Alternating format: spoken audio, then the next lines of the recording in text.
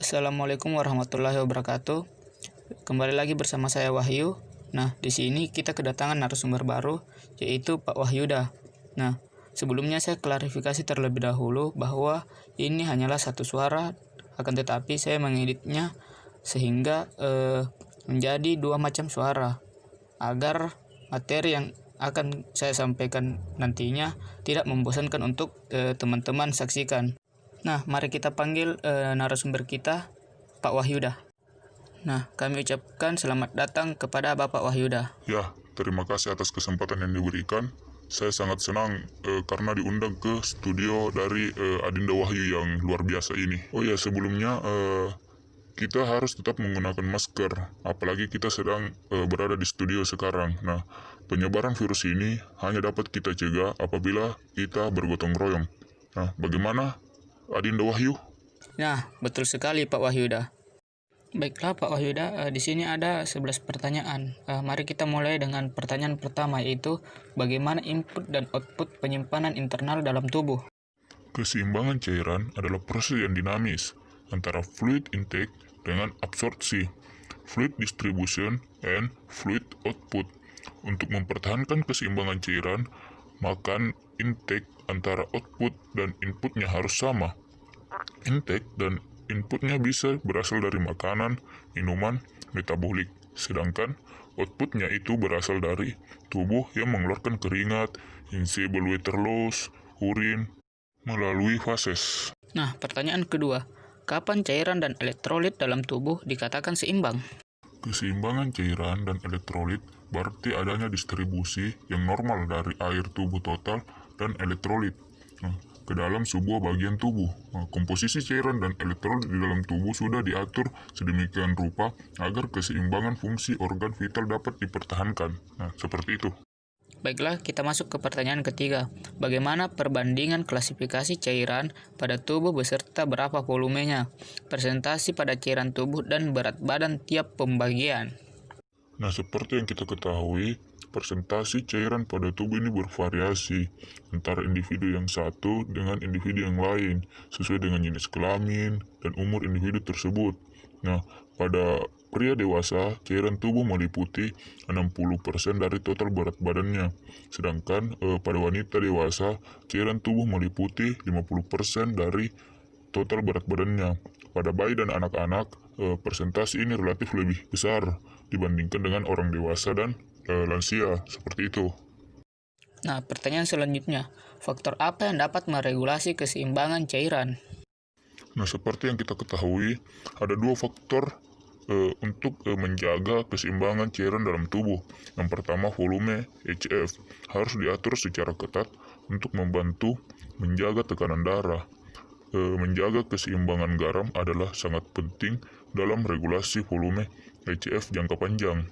Nah, yang kedua, ada osmolaritas HCF.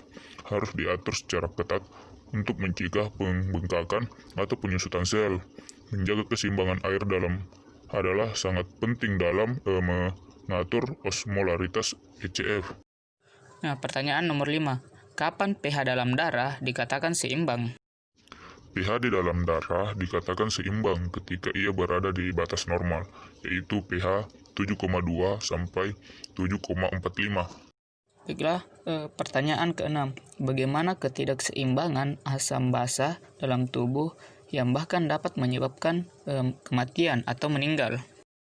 Nah, jika pH darah di atas 7,4 itu dinamakan alkalosis, sementara jika mencapai 8 akan menyebabkan kematian. Dan jika pH darah itu mencapai 7,5 sampai 6,8 itu dinamakan asidosis, maka akan menyebabkan kematian pula. Nah, ini sama-sama menyebabkan kematian ya. Nah, seperti yang kita ketahui seperti itu. Kapan dikatakan asidosis dan alkalosis? Berkaitan dengan sekresi dan ekskresi hidrogen, HCO3, dan pH urin. Ada 4 macam kategori keseimbangan asam dan basa, yaitu asidosis respiratori disebabkan oleh retensi CO2 akibat hipoventilasi, pembentukan H2CO3 meningkat, dan disosiasi asam ini akan meningkatkan konsentrasi ion H. Yang kedua, alkalosis respiratori disebabkan oleh kehilangan CO2 yang berlebihan akibat hiperventilasi. Pembentukan H2CO3 menurun sehingga ion H juga menurun. Ya, kemudian yang ketiga, asidosis metabolik. Asidosis yang bukan disebabkan oleh gangguan ventilasi paru, diare akut, diabetes meletus, olahraga yang terlalu berat, dan asidosis uremia akibat gagal ginjal akan menyebabkan penurunan kadar bikarbonat sehingga kadar ion H bebas meningkat. Kemudian yang keempat, alkalosis metabolik. Terjadi penurunan kadar ion H dalam plasma darah. Alkalosis metabolik terjadi penurunan kadar ion H dalam plasma karena diferensiasi asam non karbonat. Akibatnya, konsentrasi bikarbonat meningkat. Hal ini terjadi karena kehilangan ion H karena muntah-muntah dan minum obat-obat alkalosis. Pertanyaan nomor 8. Apa perbedaan asidosis dan alkalosis respiratori dan metabolik bila dilihat dari gambar neraca keseimbangan pada slide berikut? Asidosis respiratorik terjadi karena alveolar hiperventilasi. Paru terlalu banyak mengekskresi asam karbonat seperti CO2 dan H2O. Kondisi alkalosis respiratorik sangat singkat sehingga ginjal tidak mempunyai waktu untuk mengkonversinya.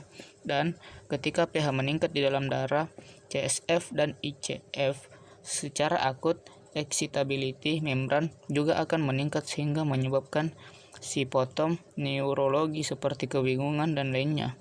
Jika pH meningkat cukup tajam, maka akan terjadi depresi sistem saraf pusat. Pada asidosis metabolik, hal ini terjadi karena peningkatan asam metabolik atau penurunan basa, sehingga ginjal tidak mampu mengekskresi cukup asam metabolik yang berkumulasi dalam darah atau banyak di karbonat yang keluar dari pintu secara langsung melalui diare.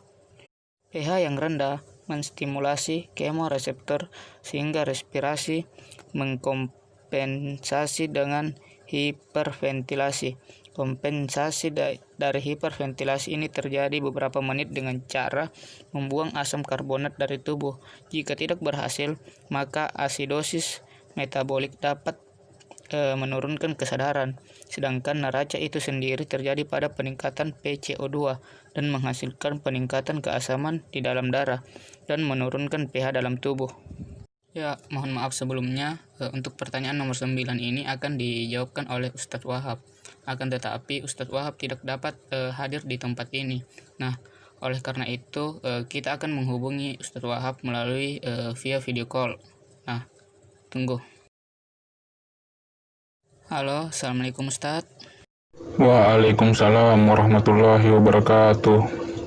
Begini Ustadz, seperti yang sebelumnya pernah kita bicarakan bahwa ada pertanyaan mengenai dalil Al-Quran atau hadis yang berkaitan dengan cairan.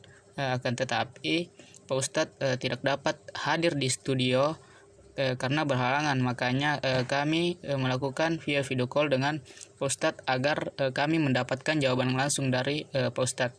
Mengingat tentang itu, ada satu surat yang ingin saya bacakan, yaitu surah Al-Kahfi ayat 62.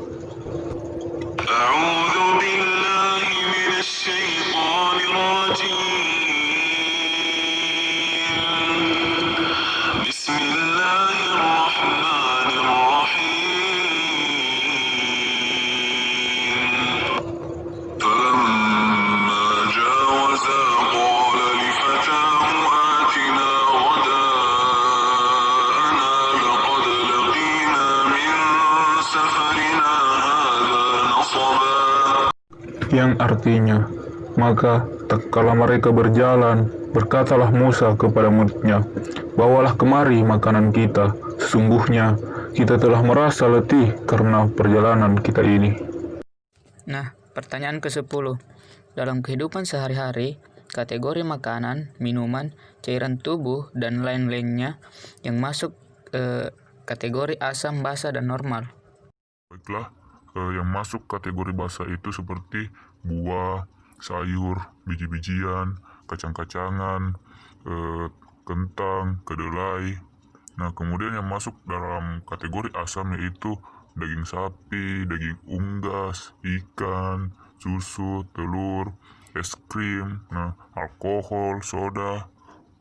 Nah, sedangkan yang masuk dalam kategori netral seperti minyak zaitun, krim, mentega, susu, pati, serta gula. Nah, baiklah, pertanyaan terakhir. Apa sih kaitan materi ini dengan materi yang lain yang pernah Anda ketahui atau pernah Anda jumpai? Ketidakseimbangan elektrolit atau ketidakseimbangan air elektrolit adalah kelainan dalam konsentrasi elektrolit dalam tubuh. Nah, elektrolit memainkan peran penting dalam mempertahankan homeostasis dalam tubuh. Nah, ini juga berkaitan dengan materi sebelumnya yaitu homeostasis. Nah, mereka membantu mengatur fungsi jantung, neurologis, keseimbangan cairan, dan pengiriman oksigen, keseimbangan asam basa, dan banyak lagi. Nah, ketidakseimbangan elektrolit dapat berkembang dengan mengonsumsi terlalu sedikit atau terlalu banyak elektrolit, serta mengeluarkan terlalu sedikit atau terlalu banyak elektrolit. Nah, seperti itu. Nah, baiklah, itulah tadi jawaban dari narasumber kita yang hebat-hebat ini. Terima kasih kepada Ayahanda Wahyuda dan Ustadz Wahab. Nah, baiklah, lebih dan kurangnya mohon dimaafkan. Tetap jaga diri kalian, hindari kerumunan, dan jangan lupa menggunakan masker apabila keluar rumah.